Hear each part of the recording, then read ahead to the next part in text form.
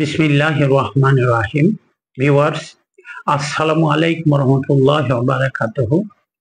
শিশু স্বাস্থ্য চ্যানেলের পক্ষ থেকে আমি প্রফেসর ডক্টর ইমদাদুল হক। আমি একজন শিশু কিশোর রোগ বিশেষজ্ঞ। আপনাদেরকে অনেক অনেক শুভেচ্ছা এবং অভিনন্দন জানাচ্ছি। আমাদের এই চ্যানেলটা একটা ব্যতিক্রমধর্মী চ্যানেল। বাচ্চাদের কমন সমস্যা নিয়ে আমরা আলোচনা করি এবং এই সমস্যার সমাধান বাড়িতে কি করে দেওয়া যায় সেটারও চেষ্টা করি। এটা প্রয়োজনে আমরা লাইভ কেস, হয়তো বাচ্চা একটা খুব কমন একটা প্রবলেম ভুগছে, সেই বাচ্চাটাকে নিয়েও আমরা ভিডিও দিয়ে থাকি, আপনাদের উপকারের জন্য করে থাকি। আপনারা উপকৃত হন এটাই চাই। এই চ্যানেলটা একটু বেশি বেশি করে সবাই দেখুক, এটা চাই। আপনারা চ্যানেলটাকে সাবস্ক্রাইব করবেন ইউটিউব চ্যানেলে, আর আমাদের একই নামে ফেসবুক পেজ আছে, ফেসবুক পেজও আপনারা ফলো দেন এবং লাইক দেন, শেয়ার করেন বেশি বেশি, আরো বেশি মানুষ দেখুক, বেশি মানুষ উপকৃত হোক, এটাই চাই। আমাদের চ্যানেলটার স্পেলিংটা, বানানটা আমি বলছি, SHISHU SWASTHO, SHISHU SWASTHO, শিশু স্বাস্থ্য। একটা কমন সমস্যা যেটা ফেস সবাই করবেন, 3 থেকে 4 বছর বাচ্চাটার বয়স আমার কাছে নিয়ে আসা হলো। বাচ্চাটা আঙ্গুল চুষতে চুষতে নখগুলা, বেশিরভাগই আঙ্গুলের নখগুলা নষ্ট হয়ে গেছে এবং ফাঙ্গাল ইনফেকশন হয়ে গেছে প্রতিটা আঙ্গুলে। এর প্রতিকার চাইলেন মা। এর প্রতিকার কি করবো? তাৎক্ষণিক তো এর প্রতিকার করা যায় না, এটা একটা অভ্যাসে পরিণত হয়ে গেছে। ওর মাউথিং করতে করতে এমন একটা অবস্থা এসে গেছে, স্যাটিসফ্যাকশন আসছে, ওর একটা আঙ্গুল না চুষলে ও স্যাটিসফাইড হয় না, এই কারণে সে চুষেই যাচ্ছে। দেখেন, বাচ্চা জন্মের পরে কিছুদিন, কয়েক মাস গেলেই কিন্তু বাচ্চা মাউথিং করে, আঙ্গুলগুলা মুখের মধ্যে নিয়ে নেয়, চুষেই যাচ্ছে এবং এইটা একটা বয়স পর্যন্ত আমরা অ্যালাউ করতে দিই, একটা বয়স পার হয়ে গেলে আর অ্যালাউ করতে দিই না। কেন দেই না? কারণ এইটা অভ্যাস থাকলে, এই যে এই বাচ্চাটা দিনের পর দিন চলতে চলতে মা খোঁজ নেয়নি, সারাটা কোন আঙ্গুল মুখের মধ্যে দিয়ে রাখছে। অনেক সময় বাচ্চাটা দেখা যাচ্ছে কি, দুধের শিশু যেটা শুধুমাত্র দুধ খায়, আঙ্গুল দিয়ে বসে আছে কিন্তু মা ব্রেস্ট মিল্ক দিচ্ছে সেটা খাচ্ছে না, আঙ্গুলটা দিয়ে সেটা আলাদা স্যাটিসফ্যাকশন পাচ্ছে। আর এরপরে এটা অভ্যাস থাকলে 9 মাস বয়সে যখন হামাগুড়ি দেওয়া শিখবে, তখন মাউথিং কবে ব্যাড শব্দ, ব্যাড জিনিসগুলো, যেটা খারাপ জিনিস, সেটাই মুখে বেশি করে দিয়ে দেওয়ার চেষ্টা করবে। এটা অভ্যাস। খাবার দিচ্ছে না, প্লেটে খাবার আছে সেটা খাচ্ছে না, যেটা পড়ে গেছে মাটিতে সেটা, অথবা তার সাথে আরো কোনো খাবার, বাজে জিনিস থাকলে সেটাই হয়তো মুখে দিয়ে দিবে, এই অভ্যাসটা থাকলে। সুতরাং এই অভ্যাসটা ছোটবেলা থেকেই 6 মাসের পরে আর যাতে না হয়, প্রয়োজনে হাতটা ধরে রাখেন, অথবা হাতটা সফট কোনো ন্যাকড়া দিয়ে, কয়েকটা লেয়ার দিয়ে, অথবা একটু থিক টাওয়েল দিয়ে জড়ায় রাখেন, আঙ্গুল যাতে মুখের মধ্যে দিতে না পারে। সব থেকে ভালো, হাতটা আপনি ধরে রাখেন, কয়েকটা দিন ধরে রাখলে দেখবেন আর ভিতরে দেবে না। অভ্যাস হয়ে গেলে কিন্তু আর আপনি ছাড়াতে পারবেন না। ওই যে বললাম একটু আগে, মুখের মধ্যে মায়ের ব্রেস্ট মিল্ক দেওয়া হচ্ছে কিন্তু সেটা খাচ্ছে না, আঙ্গুল সে চুষেই যাচ্ছে।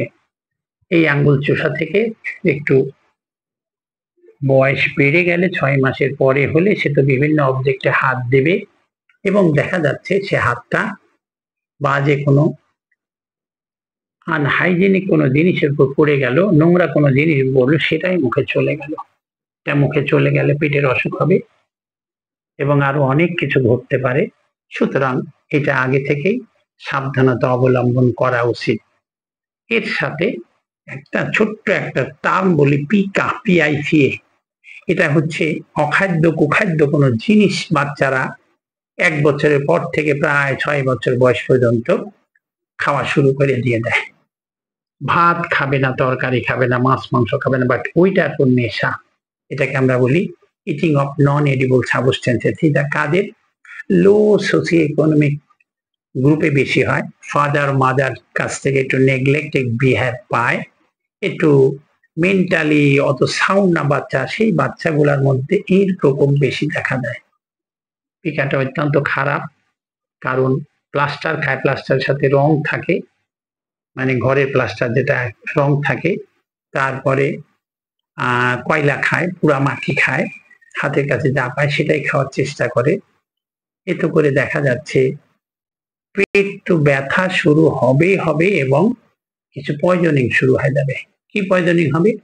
লেড পয়জনিং হয়ে যেতে পারে। এর থেকে কিন্তু লেড পয়জনিং হয়ে যেতে পারে, খুব সাংঘাতিক।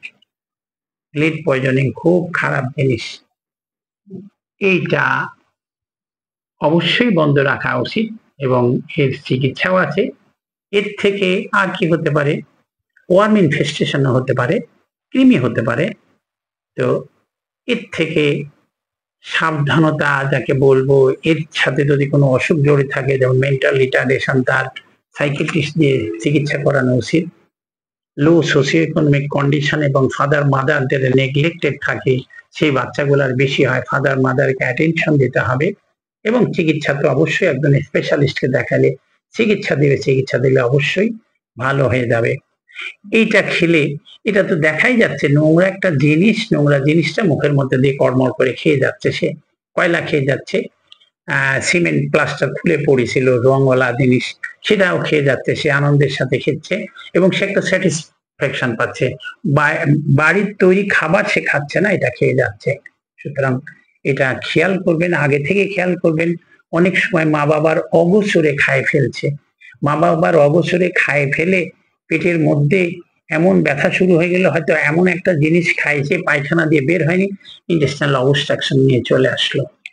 অনেক বড় একটা রোগ। ইন্টেস্টাইনাল অবস্ট্রাকশন হলে তো অবশ্যই একটা সার্জারির প্রয়োজন পড়ে, এটা একটা ইমার্জেন্সি সার্জারির প্রয়োজন পড়ে।